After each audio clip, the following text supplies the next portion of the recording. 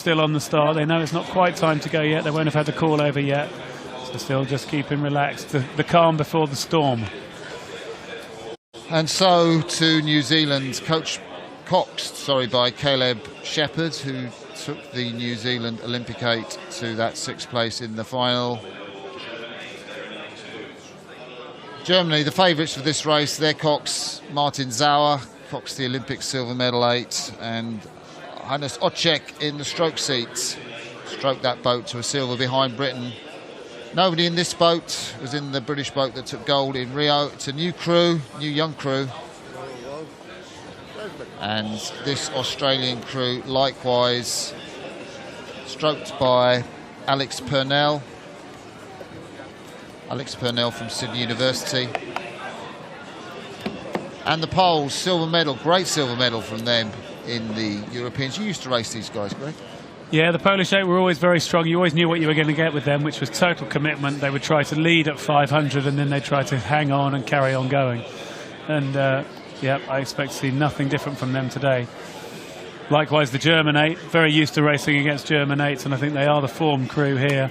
I think they will look to get out and just keep churning it out as they started the season doing at World Cup 1.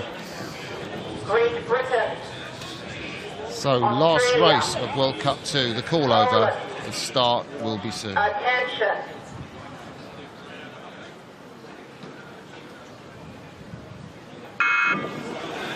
It was a long hold, and then that silence gets broken as all the crews start rowing, and then the coxes all join in, and the noise and the cauldron of excitement happens. I was just so impressed with how poised the German crew were in that first 3 or 4 strokes. There was no hurried, no smash, just get the boat off the start, nice and clean.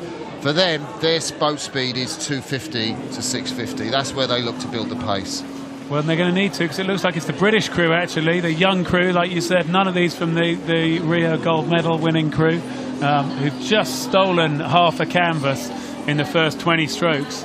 But I look to see the Germans, to me, looking a little bit more poised, like you said, like they have from the first stroke, a little bit more poised and just moving ominously up through the field. We can see the British bowman, Tom Jeffrey, and Tom Jeffrey in the bow of the British 8. Had a few illnesses, won the Henley medal with Thames Rowing Club, now in the British 8, and it's fantastic to see a young lad like him in that crew as we move down the British 8, right down to their cox, Henry Fieldman, now rowing for Leander Club. In the stroke seat, Lance Treadle, switched from bow to stroke, the Cambridge University rower, through the 500 metres, and Germany hit the 500 in front. Yeah, I mean, being in an 8 when you're side by side with another 8 is what rowing's all about. There's so much noise, there's so much going on, and then you see the stillness and the control of the coxes. We see Henry Fieldman there just calling his crew on, looking to get them to keep the pace up, because the New Zealand crew looks like it's come level with the British, and they're going to want to work their way through that British crew now as the Germans continue to edge away. Through the 1,000 metres, Germany have stretched out nearly a length's lead over the fast-starting British. Great performance from the British. They had to be content with a 5th place in the Europeans. For them, it's all going to be about the 3rd quarter. Can they hang on? What a great ride. Johannes Wiesenfeld riding shotgun in the German 8. Felix Wimberger and Max Planner in front of him. The 2 men from the 4 last year moved into the 8. And there's the stern pair, Richard Schmidt. What a fantastic 7-man he is, the German from Rüderein Trevis and Hannes Ocek. We see the Kiwis, that's a much better performance from them. They were very disappointed yesterday. They were right off the pace, but now coming back into the race head-to-head with the British. A lot of these New Zealanders were in the crew that raced in Rio. They've got more experience than the British. You would expect them to be going quicker than them, but the British are neck and neck with them at the moment. Yeah, that's right. The New Zealand crew just looking to ease their way through. Interesting that we got James Lashill there in the bow seat, a former lightweight who was in the lightweight 4 sweep team, now looking to row sweep, but in the heavyweight team, and he's doing a good job in the bow seat of that New Zealand 8. I think he's up around 80 kilos actually now, 79, 80 kilos. Noel Donaldson said he's put on weight nicely, but he's such a smooth mover, and it's great to see that there is space for lightweights to come in from the event. Lightweight 4's not in the Olympics, and James Lasher has made it. into the open weight team. Yeah, and the New Zealand eights made a really good move in the third quarter. The British there are going to look to try and hang on to the bronze, see if they can come back. Australians and Polish surprisingly far down, actually. Look at the smoothness around the back turn of the German eight. You can see it there, Hannes Ocek in the stroke seat, but it just looks great. It really does look good. They look smooth, as you said, from stroke one. More efficient, really, than anyone else in the race, and perhaps than some other German eights we might have seen. I think Schmidt is a key guy in this German 8 to 7 man. I really think he anchors it. Hannes Ocek, he's not strong on the ergo, he sets a beautiful rhythm, but Schmidt really does set it up from the 7 seat, doesn't he? Yeah, I think the 7 seat is such an important seat in an 8. I also think the bow seat really makes the boat feel good if you've got someone up there who gives you that good, smooth press away from the finish. But winning an 8th race by Clearwater doesn't happen very often. It looks like the German 8's going to do that today. Kiwis had a much better row today. They've moved through the British. That's what they should do.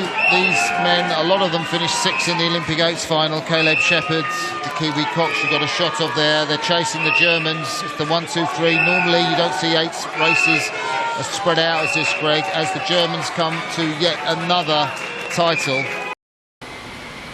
Chillen op het bankje. Oh, dit is zo fijn. Oh, wat is dat fijn. Lekker naar een ander land. They didn't appear in Belgrade. They won the Europeans. They've won here, World Cup 2. New Zealanders take the silver medal. Britain take the bronze ahead of what I guess might be a slightly disappointing performance with the Australians and a very disappointing performance, bearing in mind they took the silver medal in the Europeans from the Poles. Yeah, the Polish 8 will be disappointed with that. They looked good yesterday in the exhibition race, but this was the one that was always going to matter.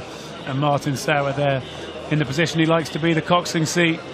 Richard Schmidt there, as we said, talked about in the 7 seat, familiar with winning 8 races.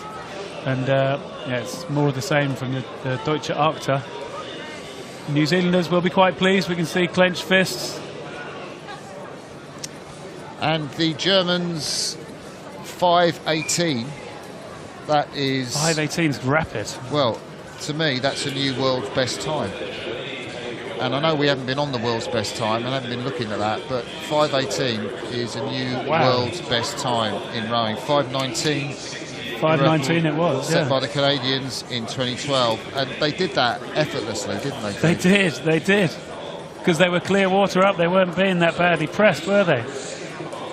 100.56%, and we didn't call it, and the conditions don't look that quick, but they did that without really seeming, I know they are trying, but they seemingly were so light and so effortless and so fluid. I think we've got to apologise to Deutsche Achter. Yeah.